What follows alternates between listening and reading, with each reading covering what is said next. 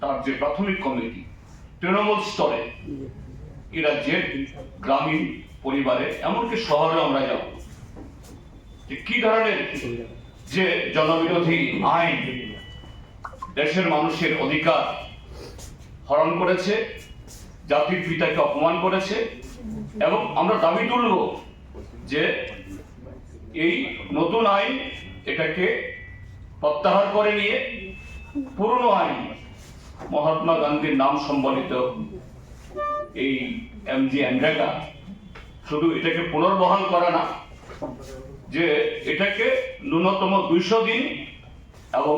600 টাকা মজুরি প্রদান করার দাবি আমরা প্রত্যেকটা বাড়িতে আমরা যাব এবং চেষ্টা করব এই রাজ্যের সব কটা গ্রামীণ বাজারে এটা নিয়ে প্রচার সংগঠিত করার জন্য। প্রথমটা এটা। দ্বিতীয় হল খুবই গুরুত্বপূর্ণ, গতকাল আমাদের রাজ্যের সম্মানিত পুলিশের মহানির্দেশক অনুরাগ ধানকর সাহেব তিনি তার পদস্থদেরকে নিয়ে গত 2025 ইংরাজের আইন শৃঙ্খলার একটা যে এই কি বলে তার টোটাল একটা চিত্র তিনি আবিষ্কার করেছেন। ধনকর সাহেব আমি চিনি বহু আগে থেকে, ব্যক্তিগতভাবে খুবই ভদ্রলোক এবং one of the honest officers,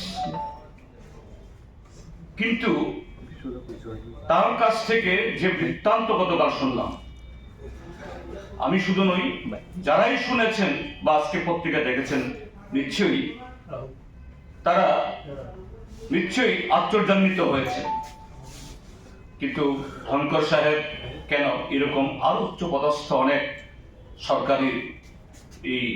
সাধারণ প্রশাসন এবং আরক্ষা প্রশাসন তারা বাধ্য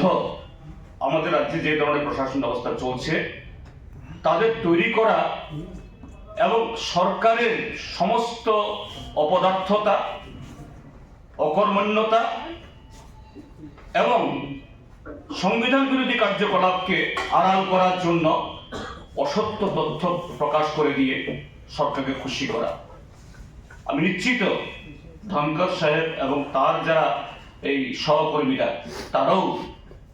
এটা এই প্রকাশ করতে গিয়ে তারা খুব খুশি বলে তা করেছেন মনে হয় না। এবং আপনাদের বিশেষ করে চ্যানেলগুলোতে যে ছবি দেখেছি, ওনার কতগুলো প্রশ্ন যখন আপনারা করলেন যে আপনার অফিসের সামনে এইভাবে